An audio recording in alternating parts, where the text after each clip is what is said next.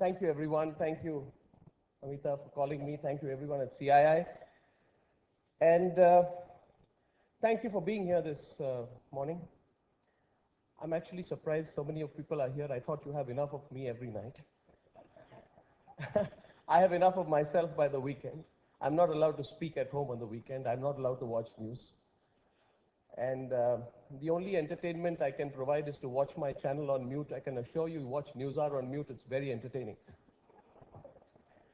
Recently, we were at an event management function. It was about events and experience. I said, well, we provide you an event at 9 o'clock every night. It's a unique experience, but we also provide you the entertainment. So we are a holistic package, as it were.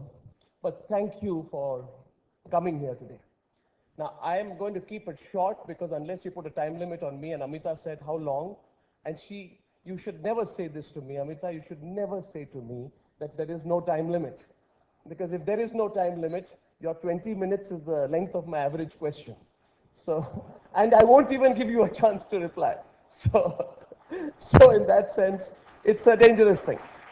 Anyway, self-inflicted injury by the CII this morning. I have a mental clock, and that clock, I have my sales head with me. The clock's only time it doesn't work is when the advertising breaks comes in, right, Harsh? I keep a mental clock for 20 minutes to you. I'm here before you today. Thank you for the opportunity to tell you a little bit about what I feel we have done in news, but more importantly than that, I am going to tell you what we are going to do in news. For me, the future is exciting. And I am an evangelist of this beautiful profession called journalism. It's a beautiful profession. The question is how you do it and what you do in this profession. When people question me, they question me on my form. They say, why do you speak so much? Why do you shout so much? I'm here to tell you today about my content and why I do what I do. So I'll divide this 20 minutes into two parts. First part, very briefly, I'll tell you about what we've done, because we believe we have essentially been hugely disruptive in the news business. Close your eyes today in this room and ask yourself, how was the news done 10 years back? And how is the news being done now? You won't even recognize the news of today if you compare it to the news of 2004. In how many industries in this country are you in a position where you cannot recognize what the industry was like a dozen years back and what the industry is today? Apart from maybe telecom, right? I think news is one of the few areas where there has been a massive change. The rate of this change tells me the rate of change in the future is going to be greater. We disrupted the news industry in many ways, and you know, I believe in breaking the status quo because, as Ronald Reagan said, and because we are close to the great American elections, it's good to quote this. He said, status quo, you know, is Latin for the mess we are in. We were in a mess in the news industry in 2004, 2005. What was the news industry? We went through 40, 50, 60 years of covering inaugurations, speaking for the politicians, and whining about what's going wrong in this country. Then we spent about 4 or 5 years creating art forms like Sansani on television, where essentially a person who reported on crime excelled in looking like a criminal himself. And we said that's great and catchy television. Then the change happened.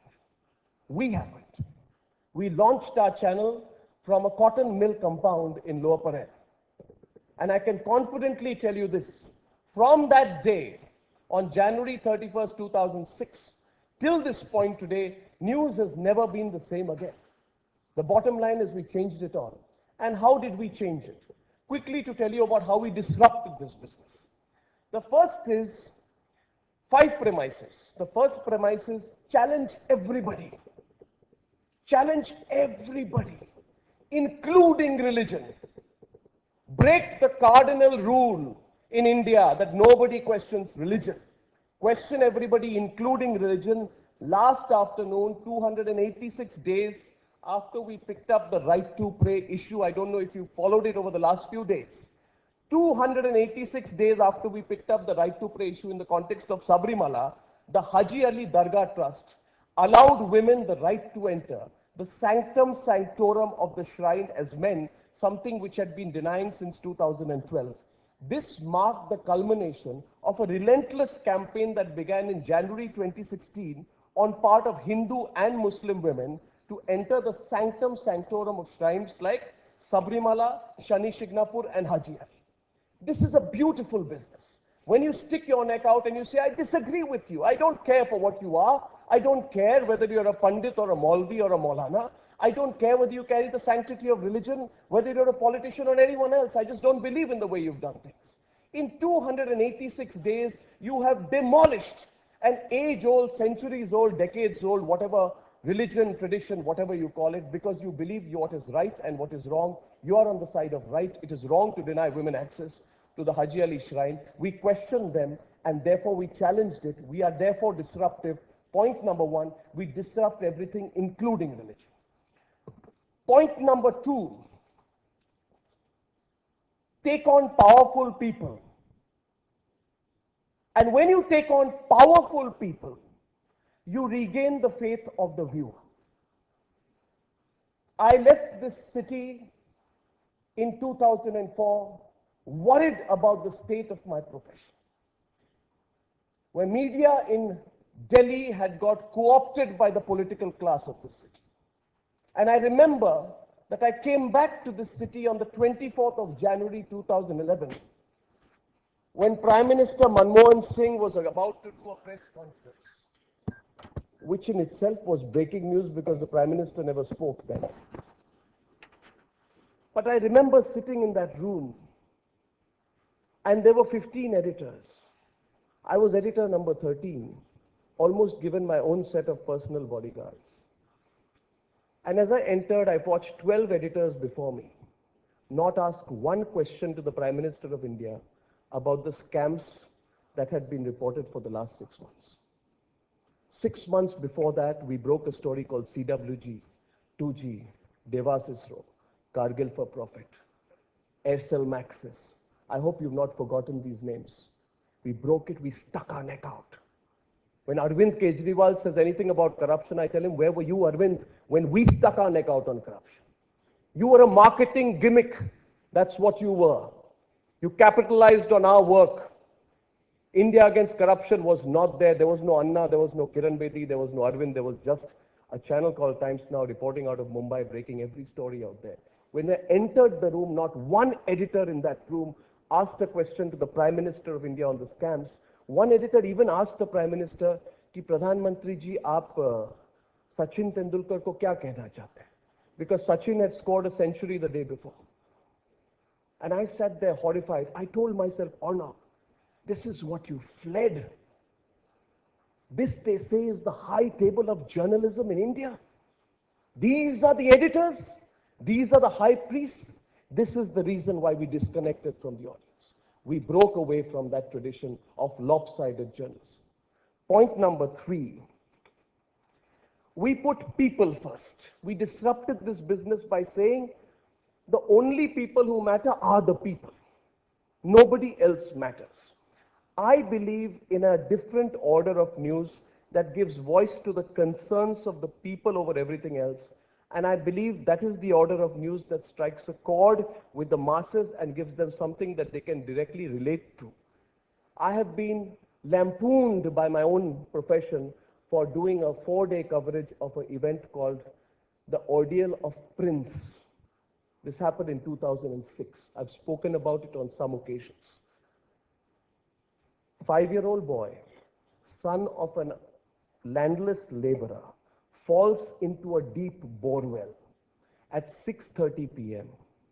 on July 21st, 2006. He falls through the bore well and he falls 60 feet below the ground.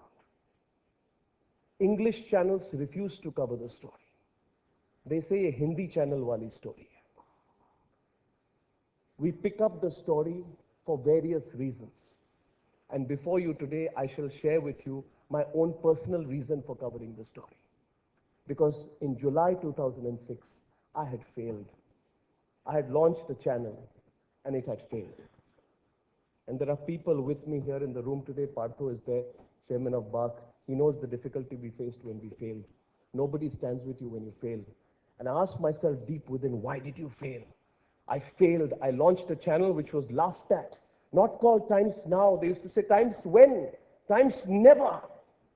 The political class, they didn't like the fact that within 1 month of the launch of this channel, we were part of breaking the Office of Prophet story.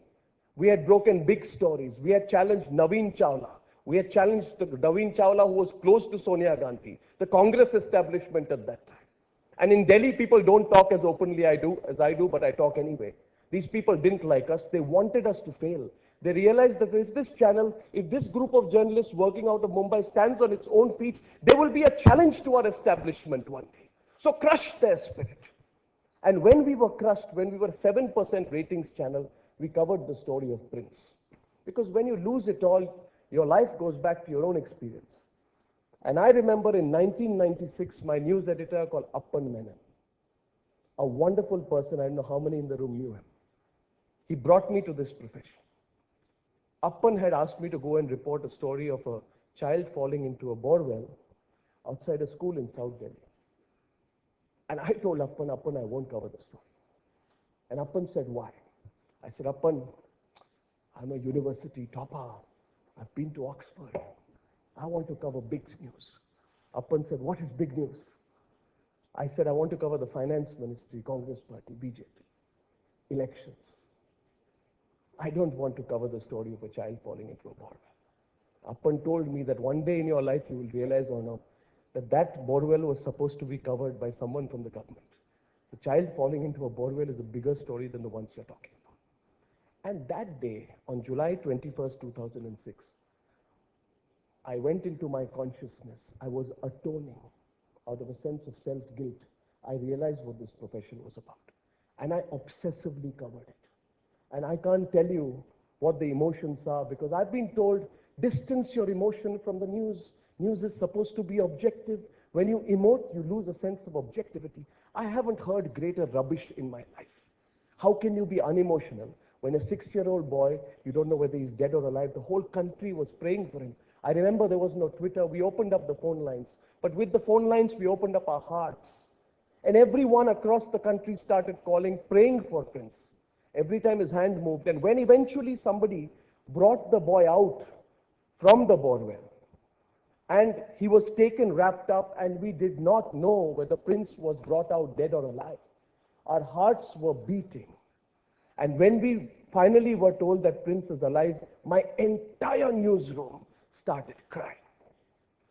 4 days we had done nothing else. Some of us had not gone home. We were just obsessing about Prince. The whole newsroom started crying. That is the core of this profession.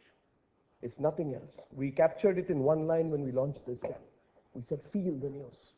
Feel it in your heart. Strike a chord with the people. It will make a difference. The fourth point is simply, therefore, an extension of what I told you. You have a direct connect and you touch the hearts of people. We've done it many times. I won't go into the details. You know that we have changed the basic rule of journalism and said, if we believe in something, we are not hesitant to make a campaign out of it. We made a campaign of Nirbhaya. We made a campaign of India against corruption. And people asked me, were you part of a political effort against the Congress government? Did you take it personally when you broke the scams, so personally that you became part of a political movement on India against corruption? No, we were not. We sat down in a room, and I remember I discussed as clearly as this. I said I disagree with the views of some of the people like Prashant Bhushan, who are part of India against corruption, but I disagree with him on his position on Kashmir. But the issue of corruption is greater. We fought on the issue of corruption. We made a campaign of it. Because you know what? In this country, I grew up seeing the biggest stories on page 17, single column. I saw the biggest stories relegated to a 1-minute news reporter between 9:17 and 9:80. I saw anchors who spoke too politely. I saw reporters afraid of asking questions directly. And I saw in all of this that when you don't shout in this country, nobody listens. I believe me, you try saving the life of Prince by putting it as 1-minute story or a page 17 single column news report. Prince would not have lived. The members of parliament would not have gone. The army chiefs would not have been there. He would not have been brought out alive. In this country, you have to connect very strongly to the viewers and amplify your voice. And finally, this is my past of how we've disrupted. I have taken the cardinal rule of journalism and thrown it into the dustbin. And that cardinal rule is never express your opinion. Report only the facts. Facts are sacred, but opinion is supreme. Those people who believe that they should not express opinion are lying to you. They have opinion. They are only disguising it. They have opinion. They're only camouflaging it. The difference is I don't camouflage my opinion. So much so that when in January, in JNU, I find someone saying, Burhan wali azadi, I am upset with it. I'm not going to be politically correct about it. This profession that I am in for 1 month went after me because I questioned those people who said Burhan wali azadi. I wish they would have the heart 6 months later to reevaluate their own positions in another context. Bottom line is this. Television debates are not meant to be a Wikipedia-like functioning of doling out facts and information to the viewer alone. Accessibility of information in today's day and age is free and simple. And therefore consider that if television news is meant to be a change agent, it is imperative that it arrives at an opinion based on the facts at its disposal. Opinion is therefore sacred because having an opinion and not hesitating to air it, however uncomfortable it may be to those at its receiving end, is a reflection of the power of this great democracy of ours. I therefore am a great believer in opinion. Opinion that is not motivated, but opinion that comes from the core of our hearts. Because everywhere we have our opinions and we have a right to express it. I have a fundamental rule, everybody can express their views on my show and on our channel, but I reserve to have the right to my own opinion as well. Now, ladies and gentlemen, I believe the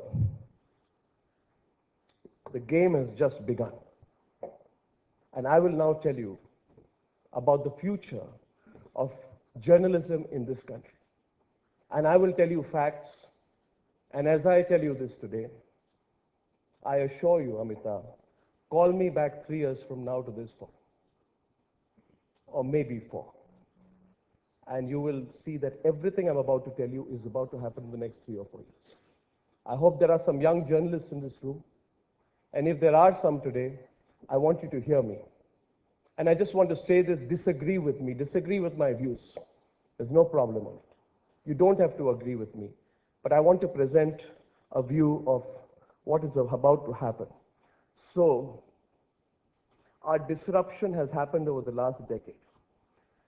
The future of our disruption, which is going to happen over the next 3 years, is going to be 6 or 7-fold.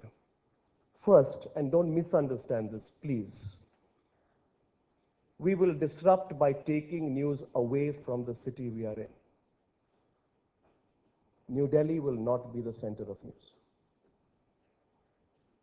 This is a cold fact, and believe me, we are doing it even today. We control 80% viewership. The channels in Delhi have 20%. It's not about a geography. It's not about a mindset. Don't get me wrong, this is not my fundamental premise against Lutyens Delhi. But let me tell you this, for far too long, Indian television has lived in boxes. Boxes, I believe, that have been piled up as a sort of cushions for New Delhi to comfort the news industry of India. I have personally spent the last decade working out of a small newsroom in Lower Parel in Mumbai. And I'll tell you this, what have I learned? I have learned that being away from the national capital has allowed us the freedom to not only disrupt the system at will fearlessly, but also redefine the geography and horizons of the news viewer. So we will disrupt the news once again by taking the focus to places like Odisha, where 21 people in the ICU and dialysis ward of a hospital were killed, and it was a fleeting mention. We covered it for 3 days on our channel. We will disrupt the news once again by taking the focus to places like Bihar, where it has become an annual tradition for elected representatives of the people of an impoverished state to be grabbing goodies funded by the taxpayer. Remember, viewers, just look at last week and ask yourself fundamental fact, how many channels operating out of Delhi covered the story of Rocky Yadav?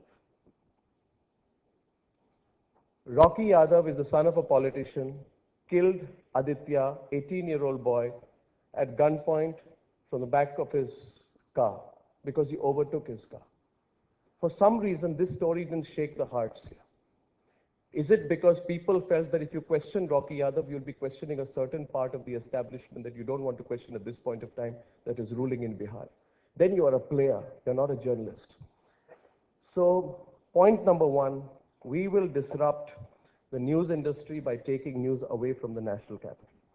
Secondly, we will disrupt the news industry, and this is going to happen by creating a new center of news. We will ensure that despite the sheer volume and numbers, the national capital of India does not remain the news center for Indian journalism, because India needs to be defined beyond New Delhi, and the change makers, despite, also need to start growing out of the national capital. 17 major news channels of India serving the country are based in Delhi. I will not take names. Ask yourself the extent to which they have served the democracy of this country. There are 16 major newspapers which capture about 80% of the market based out of Delhi. Ask yourself whether they've really made the change. And if they haven't, let's ask ourselves the serious and tough question about it. The third way we will disrupt the news industry is we will end the interdependency between news and politicians. I dream of an independent media, where the interdependencies between the politician and the media are reduced as much as possible. For far too long, and I don't know why we have allowed this. For far too long, the news in this country has been using the political class as its crutch or shoulder to lean on.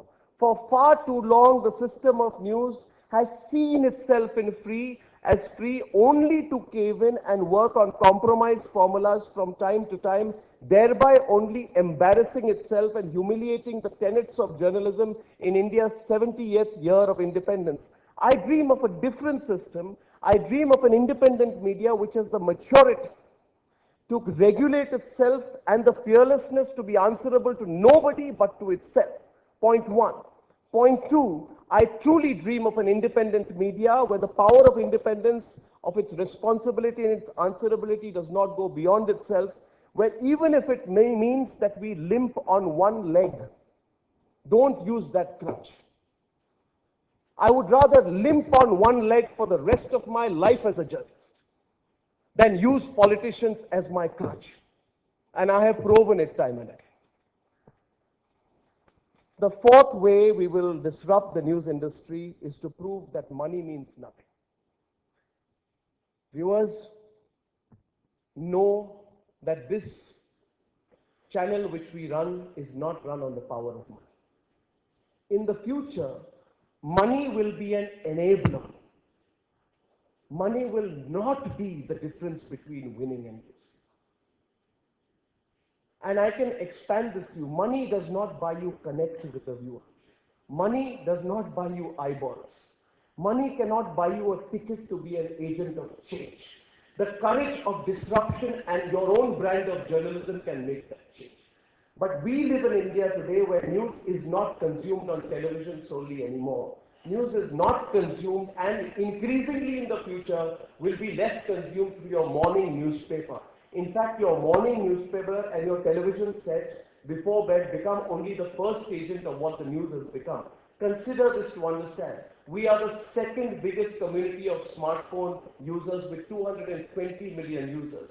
The number of tablet users in India is 18.7 million. We have 462 million internet users. Our 3G and 4G users are 120 million. In only 24 months, we've increased that much. And Twitter has 313 million users in India. And the CEO of Twitter, who met me 6 months back, told me that they haven't even reached 1/3 of their potential. What does this mean for me as a journalist? It means that today is a glorious age where only content is king. I can't buy my way to your heart. I can't win by building distribution monopolies. I cannot win by paying more money and going on prime frequency and beating the hell out of someone who cannot afford the money, as happened in the past and was on a UHF or S band. In today's digitized age, everybody is on an equal platform. And we will be too. We will be too. Once we are on that platform, it is for you to choose, which means nothing can keep me away from it. The future of journalism is going to go through quantum change when journalists like me begin to realize that nothing can stand between me and you. My relationship is with you. You may hate me, disagree with me. You have a right to confront me, question. Throw stones in me, boycott me. But nothing can make sure that I don't reach you. Nothing. Certainly not money. That's a beautiful moment in our industry. When money ceases to matter and content is king. Therefore, the fifth reason we will disrupt in this beautiful world which we are about to enter is that people will find good content. I believe that with avenues and seamless access to information that we have in our times when news is available and literally breaking on our fingertips at 140 characters on Twitter, content becomes supreme because it is more easy than before for people to just search and find it. Money, what can money do? Money can buy you infrastructure, but money cannot replace or buy good content, especially in the cluttered news space that we are in the midst of right now. People ask me, what about these big corporate groups? So much money they have. Media is going to be bottom up. Absolutely not. How can you? You spend all the money in the world. Will you know how to do a story? You invest thousands of crores. I challenge anyone. Come invest thousands of crores. But between me and my viewer, there is one camera and my viewer is on the other side. Prove to me that your thousands of crores will find a greater connect between you and the viewer. It will rather be an impediment. It will not be an enabler. And the last part, which I want to share with you, because we are on the edge of a massive independent media revolution. Things are about to change, ladies and gentlemen. And I hope I meet you 6 months from now and you realize what I'm talking about. Sometimes before the storm, it appears a sense of tremendous calm. In my industry today, there is boredom. More of the same. But believe me, this is a mirage. Things are going to change in the way people will not recognize again. Believe me, what will happen in this country if a group of content creators takes the power of media into its hands and says, we know how to do journalism, and we owe it to nobody and nowhere to find a connect with our viewers. That's when journalists and content creators will become independent. The churn has started. People are thinking the revolution is about to come. Indian media in the next 3 or 4 years, and I said this to the Financial Times of London a year back, is going to go global in the next 3 or 4 years. Just 3 to 4 years from now, we will launch from this country on our soil, from Lower Parel or Latin's Delhi, or Bangalore or Guwahati or Kolkata. We are going to launch the big challenge to global media, whichever the form. I don't find BBC or CNN to be sacred cows of journalism. I don't believe we have anything to learn from Al Jazeera. I have in our channel, when we launched a tie-up with Reuters and trained 20 to 25 people of the finest people who came from print, we trained them in television, and today they control newsrooms worldwide. If we can train professionals from UK and America in India on how to become television journalists, find me a justifiable reason why the time should not come when we should be doing it ourselves. I'll tell you a small story. I have a reporter called Niranjan Swami. We sent him to cover Modi's visit when he went to London. And he called me one day and he said, the Paris attacks. I want to go to Paris. I said, please go. He landed in Paris. The next day after that, he says, I need to speak to you urgently. I said, what's happening? He says, I'm in Brussels. I said, what are you doing in Brussels? He says that the terrorists have been found in the locality. And he said, what are you doing? He says, I've been reporting live. Switch on the TV. I said, but how are you reporting? You don't have anything with you. Camera, logistics, nothing. He says, boss, you need nothing today. I've got a selfie stick. And I've been reporting live on my selfie stick for the last 1 hour.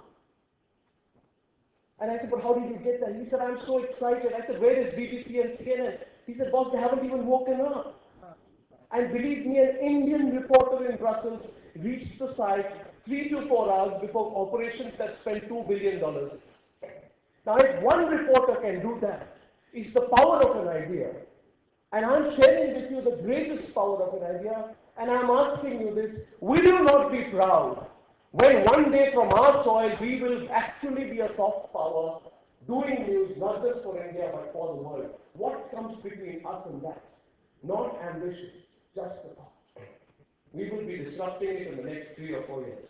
And Amita, I've said I'll come back to you and prove you right. Or rather prove myself right. We are ready to go global, and I give it 3 or 4 years. Now we are speaking at a time when advocacy groups in the US are urging US regulators to consider blocking AT&T's purchase of Time Warner. Now I have a different idea. I dream of a media that has the power and the independence, but most importantly, the worth. Time Warner should have bought AT&T and not the other way around. It's a beautiful collaboration between distribution and content. If there are business heads in the room, they'll understand that even content carries rights. I dream of a media in which it is a Time Warner buying an AT&T and not the other way around. Ladies and gentlemen, we've shaken up the Indian system quite successfully to redefine Indian news.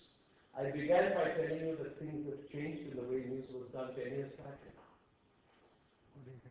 Just to say at the very end, monopolies will fall when news changes and when the revolution comes. Like old monopolies fell in the past, all monopolies will fall once again. New ones will come. And the new ones will be the guys who believe and show the world that content will be ruled by content, made by content, driven by citizen-focused, impact-driven news in a digital ecosystem powered by television that is answerable and responsible to itself. I have come before you today to seek your support for that. And I know many of you may watch me, many of you may disagree. I know that many of you in the room would say, we never agreed with what you said on TV. That's fine. Leave that aside. We are never homogeneous. We are not meant to be a homogeneous society. A society that is homogeneous is a boring society. We believe in dialectics, disagree. That's what our democracy is about. I have come to request you for your support in this dream.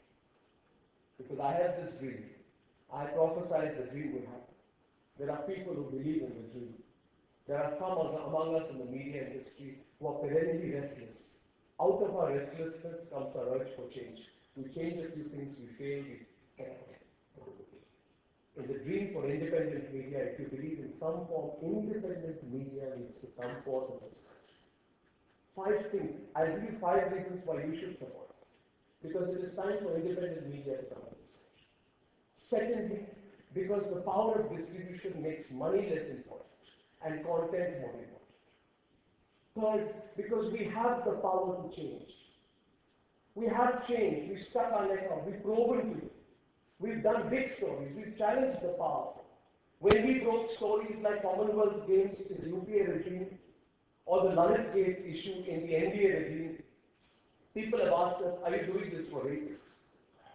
You don't break CWG, 2G or Lalit Gate for ratings.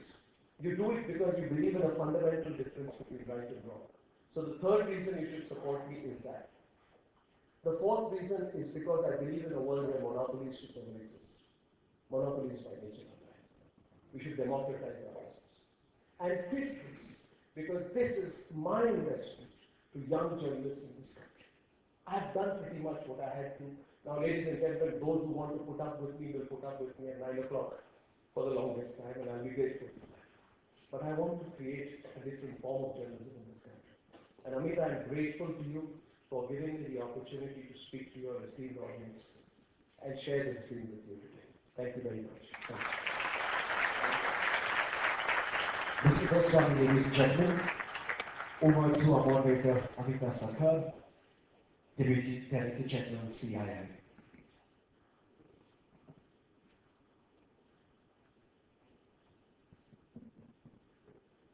So excellent, and I think your passion really touches us, and we love you for that. We may agree, disagree, but your passion really, really touches us. Before I open it to the audience, one question from my side. We all know that media, and it's such a strong pillar for our democracy, is how independent, say on a scale of 10, how independent is Indian media today? What are the pressures you get in your newsroom?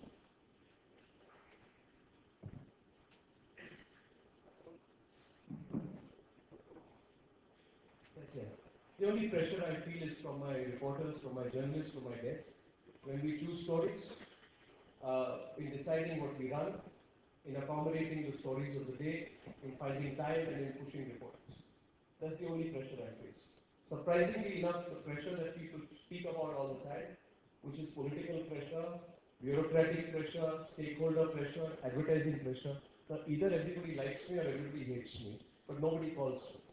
So I'm fine with that. The pressure I feel is how to accommodate so many stories and this classical dispute on what to play. Like last night, I felt I made a mistake. I spent time talking about the Uttar Pradesh family saga, where I felt I should have started with the right to pray movement, which had greater social significance. That's the most pressure that I feel, Amita. Most honestly, yeah. Okay, now before I open to the audience, just one more. So, what do you drink? Do you have a Bonvita or a Complan? Where do you get all that energy from? What's the secret of that? Yeah. Warm water, honey, two elaichis, one long. Right? You know the mix, right? We call it hot toddy. We have hot toddy, not the alcoholic toddy, guys, because it's the non-alcoholic toddy which is good. Okay, so now we do open to our audiences. Please raise your hands and please make it a question rather than a very longish statement. Those are only for me. Those are only for me. Okay. So introduce yourself. You know Arnab can't hear long. I'll keep it short. My name is Karan. Hi, Karan. What do you mean by an Can you independent? introduce yourself? Sorry, my name is Karan Bedi. I work with Eros Now, which is an OTT entertainment platform. So my question to you is, what do you define as an independent media? You know, today you're part of a large media conglomerate. Other news channels may either be part of conglomerates or independent businesses that have shareholders and so on. So what do you mean by independent? Independent Karan is basically where you are responsible to the story. You know, where running a story is based upon the worth of the story. So you're not going to worry about who's going to upset. If the story is worth it, then you run it. It's as simple as that. It's not complicated really. So independent, there will always be shareholders and there will be people. But if you follow up on what I later said, I said I believe that independent media should also be content run, content managed. You know, it's great if that happens. So I think it's a derivative of your viewership, how many people watch you. So it's fine. I mean, I really don't know the clear answer to what is independent media. For me, the independent media is when the story rules, and the story is king. By story, I mean news event and coverage. Yeah. Hi Arnab, my name is Noor, right, very short. Hi, awesome everything you said. Love your point, Time Warner should have bought AT&T. Even in new media, we've seen Verizon buy out AOL and Yahoo. I want to understand that what is going to happen between now to the next 3 years when you see money becoming an enabler versus the difference between success and failure. Yeah. Because you know what's happening with Twitter too. They're literally in a bad position because they don't have a business model, but they're all about the content. So what's going to change? No, I'm not questioning a business model. All media needs business models to survive. When I say money is an enabler, simple thought is this, so that my experience, and we can have a offside conversation. My experience is nobody can pay a lot of money and win the media.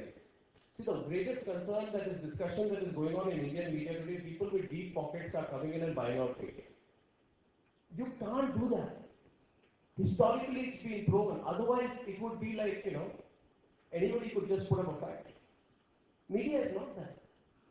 Media is, as Karan asked rightly, it's about the independence that comes from your soul. So, well, I mean, money being an enabler, I mean that, let's put it simply, you have 10 rupees or you have 100 rupees won't make a difference. If the basic minimum is 10 rupees, you can still beat the 100 rupee guy. You understand what I mean? That's it. That's as simple as I believe in it. I believe in it. And my support is for the startups. My support are for those journalists who are trying to do it without money. I have a lot of friends in the digital ecosystem, many of whom criticize me all the time, but I support them because what they're trying to do is different and it's unique. We have associations with people, with groups, with small websites. I support them, I evangelize them. I go out there and I speak for them because we need those people. They are part of the big banyan tree. So I want to build that banyan tree, which is an ecosystem for all independent journalists in some way. And I believe, Noor, you are a watcher of media trends. This is when it's going to happen. Because the millennial generation has woken up now. These are the guys who have never, in their entire life, from their waking up years, never seen the country without a cell phone. You and I saw cell phones in our working years. That millennial generation are becoming revenue earners and wage earners now. And they're the people who will matter. That millennial generation believes in the digital ecosystem. So I support the digital ecosystem. And it's part of creating an independent media where money ceases to matter, where content is good. Hi, Arnab. My name is Sarthak Bhagat. I represent the Odisha Television Network. You recently mentioned some hospital and the stories that you covered. And my question is, how can regional media and regional news channels play a bigger role in getting the thought of independent media together and getting this one? You're from OTV? That's right. Yeah, so I'll give a clear example. We worked with OTV in the coverage of the SVM hospital crisis. When I begin to feel that you are not my competitor, sir, you are here, we are here to partner together. And if I work together with people like you, we can cover the news better. We just need to be less mindful, less watch over our shoulders. I'm willing to partner with anyone who supports good journalism or independent journalism. It doesn't mean that the person has to agree with my views on issues. But if you believe that you are a group of journalists doing something good, we should collaborate because our collective strength is stronger than the power of money, Sarthak. Our collective strength as journalists. What happens problematically is that we let ideological differences between journalists divide journalists. We begin to believe this person leans towards BJP anti-Congress and we begin to divide each other on the basis of our ideologies. Why should journalists have one point of view on JNU? They may not. Why do we expect all journalists to have the same point of view? They may not. But can they work together, collaborate together? They should, they must. It is their responsibility to their society. We need to work together. Otherwise, it's only money that's going to matter. Money is an enabler, Sarthak. Journalists are stronger than that. So we should collaborate. Imagine regional channels, digital ecosystem. We already have something good. We'll talk, but this is going to happen in the next 3-4 years. Hi, Arnab. My name is Latika. Hello. Hi. Just like you said, that media has power, but there is a saying, with great power comes great responsibility. Superman said that. So, my point is, you have the power, but who is the one responsible? Who is making sure that you are doing your work responsibly? Money is an enabler. It's not an obstacle anymore for you. But who is the one guiding you? Who is the one keeping an eye that everything that goes out in the country is right? Well, I think it's the audience of it. Because, in our business, I mean, I don't want to give specific examples. If you lose your credibility, you lose everything. And there are enough instances of journalists who have stumbled. Right? So I think it's most important to guard your own credibility. And therefore the viewer is very unforgiving also. The moment the viewer begins to realize that what you're saying is horrible, he's going to reject it. He or she is going to reject it. So I think the regulator, I keep saying we don't need a government regulator. I told this to Ambika Soni when we had a fairly sort of strong conversation after the steps. I said, we don't need you, man. And they said, no, you need statutory regulation. We are actually empowering you. I said, you don't need statutory regulation. It's like a bitter pill I don't need to swallow. I'll regulate myself. Okay, I'm bad, I'm ill-mannered, I'm not always good, and I'm indisciplined, but I'm still better at regulating myself than somebody sitting in the government. So I think my regulator is the viewer. Yeah. Thank you. Thank you. Yeah, yeah. No, Yes. Yeah, thank you very much. My name is Maria Jimmy. I'm from South Sudan, Africa continent. I'm also one of the journalists and a crime reporters or human rights reporters. I'm being happy for what you have said, but I have very simple questions to you. As you know, the media is an orphan. is it? An orphan. Okay. It has no parent. And you know, most of the issues we put to the politicians who are main influence. In that situation, based on your experience, what can you advise your fellow, as you said, you can send the world. What can you advise your fellow journalists, like in my country, South Sudan, or in Africa, on reporting crime issues? That's a very specific question. Thank you for your question. You know, I don't have knowledge in detail, sir, of your country, so it won't be appropriate for me to answer. But I'll just say one thing with you. Last year I said this in Moscow. There was a conference at Russia Today. And I said then that one thing where we can collaborate on, especially Africa and Asia, because I'm talking about creating a global news ecosystem out of India, is to challenge the hegemony that has existed for far too long of the BBC and the CNN and Western media outlets in covering the world. They've sort of a greater share of voice in representing the views of the world. We need to work together to restore the balance of power. So just like I told Sarthak out there, that regional channel journalists and me, we can all work together, despite the language we are reporting in, to create a stronger network of collaboration. We can create a network of collaboration between countries that are underrepresented by the hegemonistic media powers in the US and the UK. So what we can work towards is changing that balance of power in the world. Because, you know, it's so unfair that these are the same organizations that allowed the Iraq war to happen, saying that Saddam has weapons of mass destruction. But they have no proof of that. And they are the ones who teach us what neutrality, objectivity, and good norms of journalism are. I'm completely shocked. CNN was a handmaiden at that point of time for the American establishment. I think our media is far more objective. So we should find ways to collaborate, sir, on that. Maybe it will happen sooner than we think, sir. It's a thought we left with you. Thank you, sir. Yeah, may I take the turn now? Sir. Well, I am Anil Verma from Chairman Anand Group of Ministries. I appreciate your spellbound speech. It was really fantastic. But one thing I would sum up your speech is, it was all idealism about journalism. How many of you, or how many you yourself, have visited border to report first-hand information? It's all fabricated, hard news. How many of you have had first-hand information by reporting happenings at border? Sir, thank you for your question. Can I ask you, if you've never flown a plane, you can't report a hijack?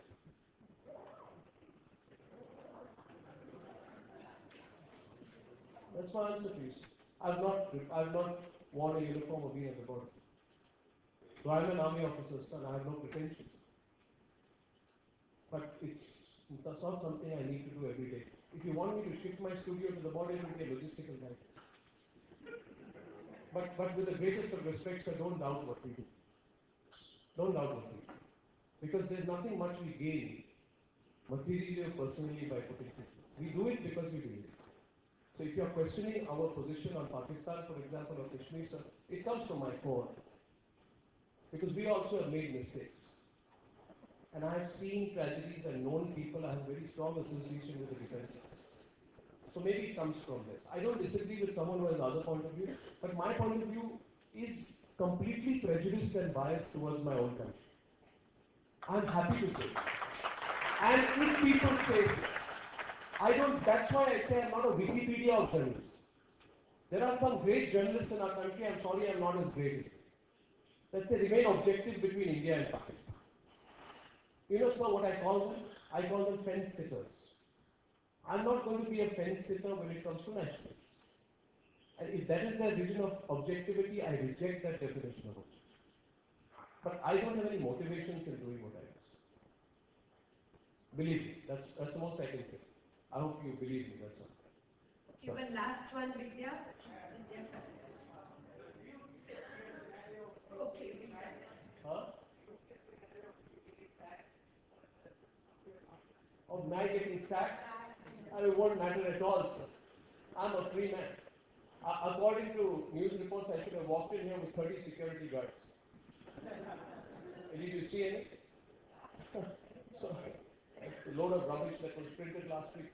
Sir, the thought of getting sacked never matters to me because I am not attached to anything. And today I don't need anybody and anything to reach the audience.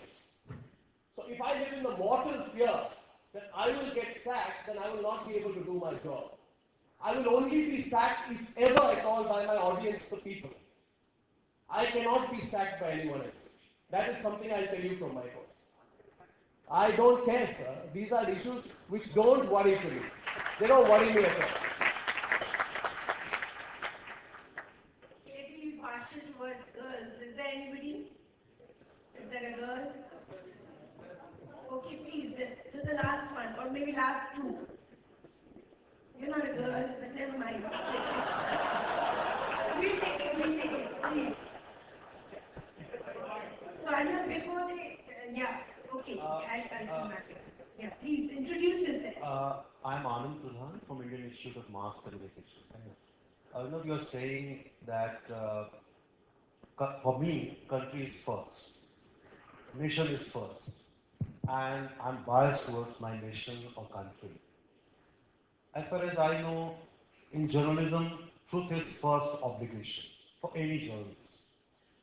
And if CNN or BBC or any global news organization is also biased towards their country, and you are criticizing them because they were supporting American invasion to Iraq, why same thing is not applying to you? If country is wrong on certain issues, it is the job of journalists also to challenge that here my country is wrong. If America is wrong in Vietnam, journalists or newspapers in America must challenge it. And you know, many citizens, newspaper journalists, they challenge America. And because of that, America has to withdraw its forces. So in certain cases, yes, as a journalist, we must stand for truth. That is what I wanted to say. Anand, I don't know what you're talking about, but drone attacks kill thousands every day in Pakistan. I don't think the Americans have gone back, so your facts are wrong on that. Weapons of mass destruction till now have not been found. And nobody's sort of taken it up as an institutional campaign beyond corrective mechanisms in their own organizations. So on that also you are wrong. As far as your view, saying that you should not be biased towards your own country, I respect you. You have a right to be sort of objective between India and Pakistan. I believe my country is a victim of terrorism that originates from Pakistan. It's as simple as that. I'm not going to complicate that fact by arguing for the fact that terror groups in Pakistan are also targeting people in their own countries. It's unfortunate that they do. So when Peshawar happens, we condemn it. But I'm going to remain slightly more focused on the problems in our own country. As far as your definition of journalism is concerned, Anand, I challenge it and I reject it. Because I will ask you one question in turn. In a question where facts are all there, right? Right and wrong, black and white. Should I remain a fence sitter? By the same logic out there, remember, Anand, that even today, some cases related to Nirbhaya have been going on till a few weeks back and a few months back. And people have interviewed the rapist and allowed him an opportunity to give his point of view saying he's innocent. And such documentaries have been aired on BBC. I don't believe in objectivity that says I should be objective between the pain of a rape victim and the defense of a rapist. That same logic. If there is right and wrong, black and white, facts stare you in the face, Anand. People were killed in Uri, Anand. Don't forget that. And don't reject the Pakistani hand in it. And don't tell me that Asia Andarabi did not call Hafiz Shaikh, she called him. And don't tell me Hawala money has not been tracked to the Hurriyat guys, it has. So don't tell me to be objective to these people. Because when you're objective for far too long, it begins to hurt your own interests. And so on the issue of terrorism, I disagree with you. I would request you, Anand, go back into the facts of how some Western media organizations have reported on cases like Iraq and Afghanistan. It will open up your eyes that the same people who lecture us are sometimes the most flawed in their implementation of journalistic ethics. But I respect your right to have your opinion. Remember, I will always caveat this by saying, you are welcome to my debate. But I won't treat you with kid gloves on. And then you're welcome to my debate. Okay, thank you. I think we need to close this now because we're coming to the next section. Just one very last one from my side. Is there any interview which you conducted and it left you having to change your view? Because you normally have strong views of things. Something which happened and you actually ended up changing your view. On the 17th, I think, of January 2014, I interviewed Rahul Gandhi.